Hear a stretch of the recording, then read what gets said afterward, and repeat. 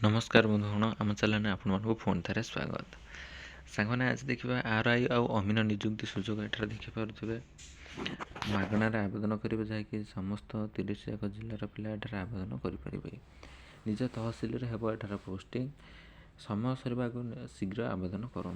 चलूँ देखा रिक्रुटमेंट कौन रही बयस सीमा के क्वालिफिकेशन कौन मागुच आरआई अमीन पदवी आउ केउठी आपनकर जॉब लोकेशन पोस्टिंग रहिबो।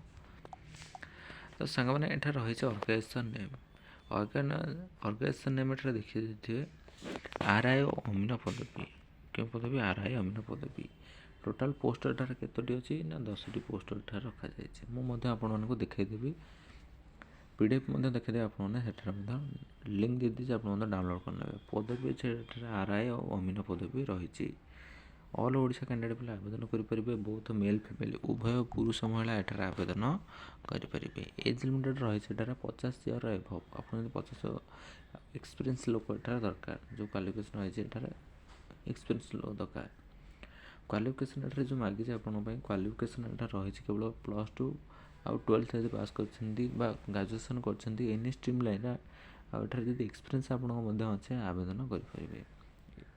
SC ST पिला एठार 3 इयर एक्सट्रा पीडब्ल्यू कैडेट 10 वर्ष एज रिलैक्सन एप्लिकेशन भी एठार 19 टका देवाक पड़ो ना।